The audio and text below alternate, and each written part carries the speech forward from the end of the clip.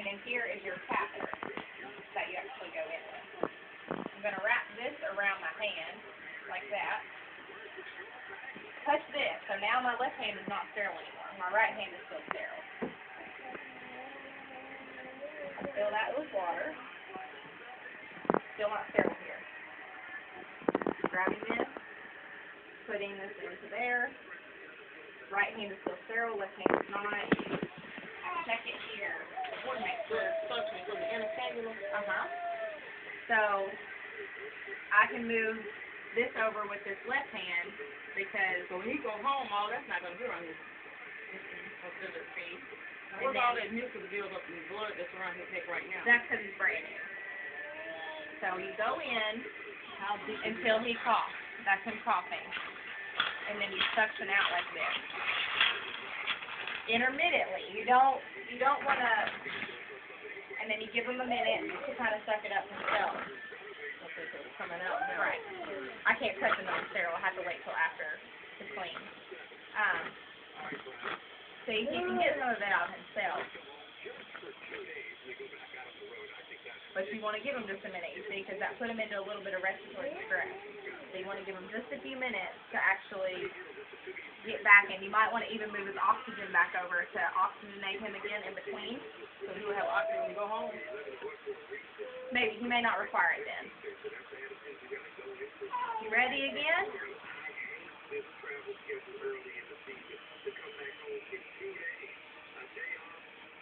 I always put it in the water first, too, to lubricate the catheter a little bit. And then you just go straight down until he coughs.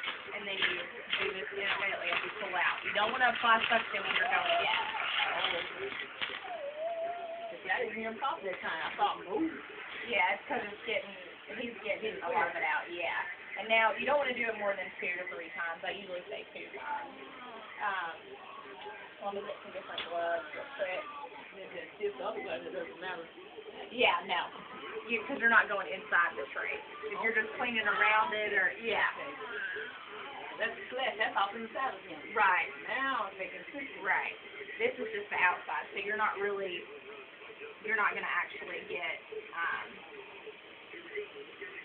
you see what I'm saying? You're not actually going inside. If that right there builds up in him, that's going to restrict his breathing. Right. That's how he gets airflow.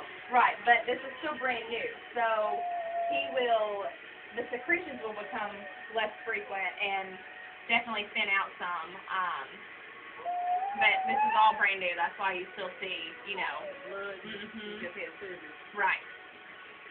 It was saying something about crust and distilled water or peroxide. Yeah, to clean it with. Underneath it. To clean it with? Yeah. And then the bow ties, it said something like, what, every 2 weeks? Or as needed as for soil? needed, right. As needed for soil, then every 2 weeks would be good. Or, I guess that can vary depending. Depending on the situation, look at it as needed. Right. And he might feel more comfortable changing it more frequently than that. That's the part that scares me. How to change the bow ties, like one side at a time, and he'll hold. He'll have to hold it if it's just the 2 of you, and if somebody else is there, they can help assist as well to kind of hold the drink. To me, I think it's comfortable. He holds it because he knows how much pressure he can feel. Yeah, that's typically what they do. You can learn something. You still on your nerves.